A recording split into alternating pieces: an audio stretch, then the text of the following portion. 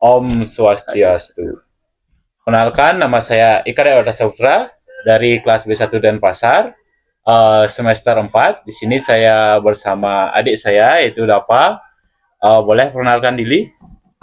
Perkenalkan, nama saya Dafa Ibnu Hafiz dan sekolah di SD Negeri Hindu 1 Bukian, Asal? asal Jawa, kelas 4 SD. Oke. Sebelum masuk ke video pembelajarannya, saya ingin berbagi kenapa saya memilih mind mapping ini sebagai media untuk mengajar konsep kebutuhan dan cara mendapatkannya kepada siswa kelas 4. Pertama, mind map merangkum 4 topik: kebutuhan versus keinginan, fungsi uang, cara mendapatkan barang, dan tujuan belajar dalam satu layar. Dengan cara ini, anak-anak langsung melihat peta besar materi sekaligus hubungan antar ide-ide mereka, jadi tidak terpecah konsentrasinya. Kedua, kombinasi warna-warna cerah, icon, dan panah akan memancing minat visual mereka. Selain itu, guru bisa mengajak murid menempelkan stiker atau menunjukkan bagian tertentu. Ini membantu anak kinestetik yang belajar lewat gerakan. Ketiga, setiap blok hanya berisi poin inti. Anak usia 9-10 tahun belum sanggup menahan terlalu banyak informasi sekaligus. Dengan memecah ke dalam potongan kecil, mereka bisa lebih mudah menyerap dan mengingat. Keempat, media ini sangat interaktif. Guru dapat mengadakan kuis, kebutuhan atau keinginan, simulasi barter, atau mini diskusi di setiap kontak. Anak-anak jadi aktif bertanya dan berani tampil. Kelima, mind map ini bisa diproyeksikan, dicetak atau dipajang atau dibagi per kelompok sebagai lembar kerja. Suatu materi bisa dipakai berulang dalam berbagai format, hemat waktu dan biaya. Dengan visual yang atraktif, struktur dan jelas, dan ruang interaksi, mind mapping ini membuat pelajaran lebih hidup, mudah dipahami, dan menyenangkan. Cukup dalam 2 menit, kita sudah menyentuh semua poin penting. Terima kasih. Halo Dapat, hari ini kita akan belajar mengenai kebutuhan dan cara mendapatkannya. Kalau Dapat mendengar kata kebutuhan, apa sih yang ada di pikirannya? Kebutuhan.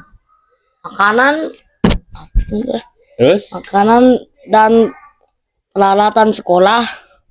Oke, baik.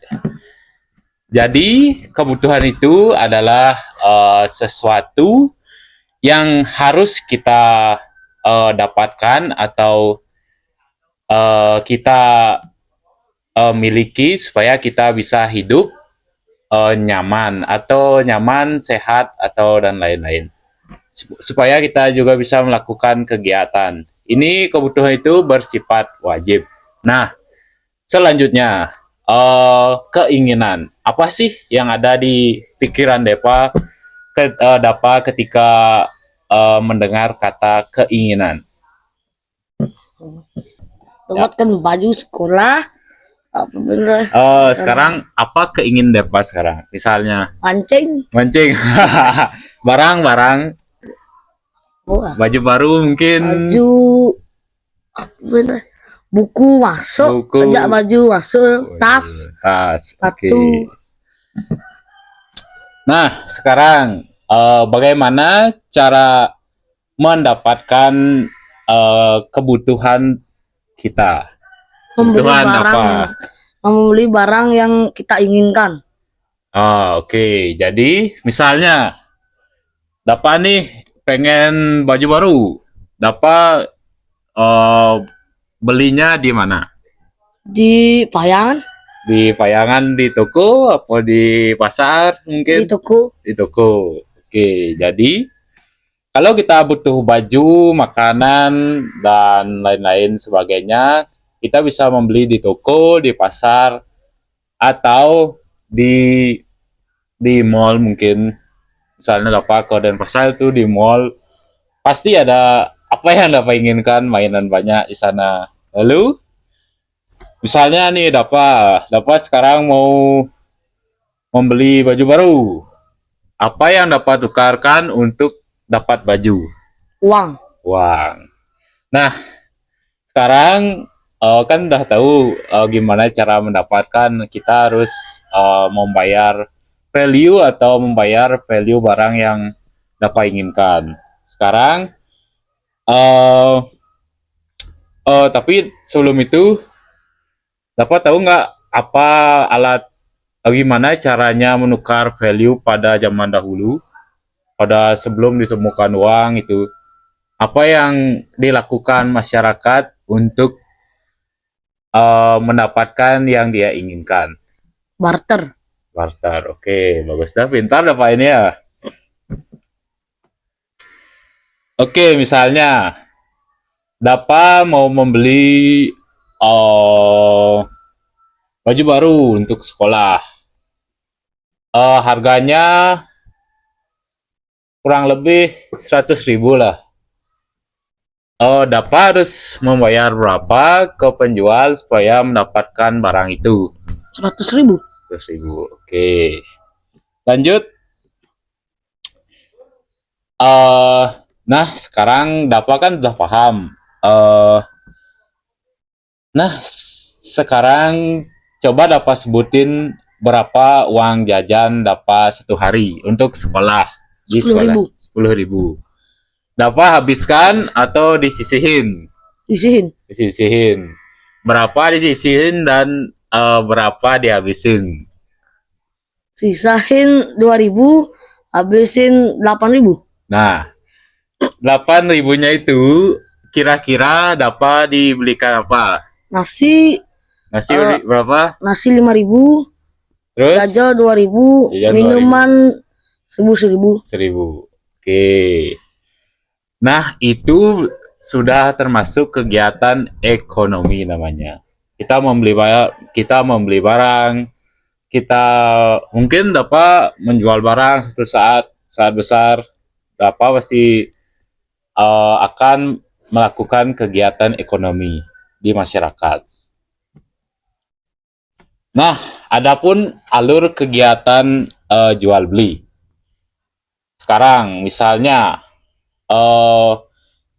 produsen adalah orang yang membuat produk atau membuat suatu value yang diberikan ke masyarakat. Contohnya, ada petani yang berkebun untuk menghasilkan padi lalu dijual. Itu yang disebut produsen. Adapun yang buat baju gitu di distro itu ada pusatnya, namanya produsen. Yang kedua, ada pedagang. Pedagang adalah orang yang menjual sesuatu dari produsen. Misalnya, Mama Dapa kan jual sampian nih. Mama Dapa itu sebagai produsen. Misalnya Mama Dapa menaruh sampian. Di mana biasanya Mama Dapa mengirim sampian? Di Gianyar. Di Gianyar, berarti di toko ya? Ya. Di toko. Nah, toko itu disebut pedagang. Dan adapun konsumen. Konsumen itu yang membeli, yang membutuhkan barang. Contoh, kan dari tadi nih Mama Dapa itu membuat sampian di rumah, lalu menjualnya di toko. Dan misalnya kakak membeli sampian di toko, jadi dapat tentukan siapa produsennya. Misalnya yang di toko menjaga itu namanya siapa namanya ya? Namanya Pak Adi. Dan konsumennya kakak. Jadi Bapak tentukan pedagangnya mana, produsennya mana, dan konsumennya mana. Produsennya yang membuat barang siapa? Dari Mama Dapa. Mama Dapa. Oke. Yang menjual barang atau pedagangnya siapa? Nggak tahu apa. Penjual, misalnya di tokonya, Oh, yang tadi kakak bilang, udah. Wadi. Pak Adi. Oh, apa? Gak apa, gak apa. Dan konsumennya yang membeli barang? Kakak. Oh, kakak. Bagus. Sekarang kita kasih contoh lagi sekali ya, supaya dapat paham. Dapat tentukan yang mana produsen, yang mana pedagang, yang mana konsumen setelah kakak cerita. Oke? Okay? Nah, oh, pada suatu hari, Pak Pak Edi menghasilkan padi dari ladangnya dan dia bawa ke pasar untuk dijual. Lalu dibeli oleh Pak Budi si penjaga toko. Setelah itu, setelah sudah di toko, datanglah Ibu Ayu ke pasar untuk mencari beras buat dimakan. Jadi, coba dapat tentukan yang mana produsen, yang mana pedagang, dan yang mana konsumen. Oke, tentukan produsennya Eh, Pak Edi. Pak Edi. Oke, bagus. Pedagangnya Pak Budi. Pak Budi. Konsumennya Bu. Bu Ayu. Bu Ayu. Oke. Dapat sudah ngerti sekarang. Gampang kan? Nah. Ya.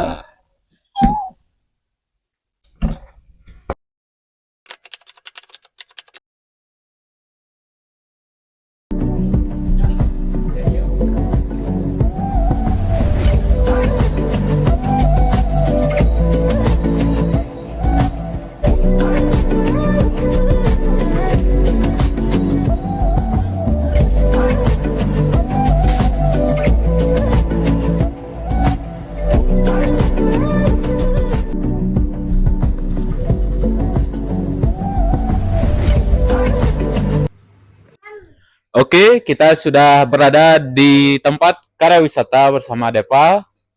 Di sini saya akan menyuruh Depa untuk memilih dua barang. Yang pertama yaitu yang Depa butuhkan, yang kedua yaitu yang Depa inginkan. Siap? Ya. Ready? Jadi. Ayo pilih.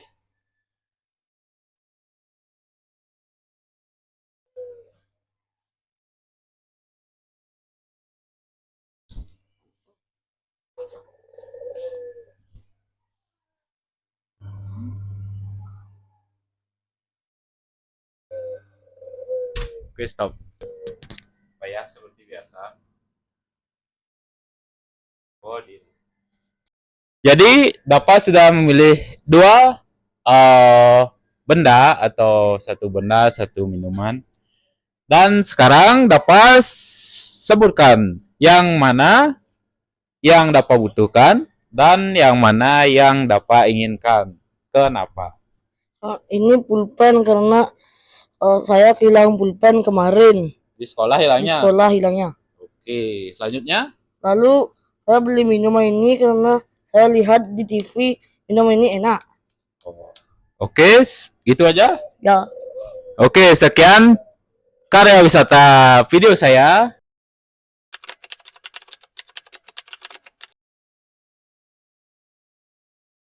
Oke, setelah tadi melakukan karya wisata dan kakak sedikit menjelaskan tentang apa itu kebutuhan, apa itu keinginan. Nah, sekarang coba dapat sedikit simpulkan sedikit makna dari kebutuhan. Kebutuhan adalah hal yang wajib kita miliki supaya bisa hidup sehat dan nyaman. Oke. Kalau keinginan, Kalau keinginan benda apa yang kita inginkan tapi tidak wajib. ya hal yang kita mau tapi tidak wajib.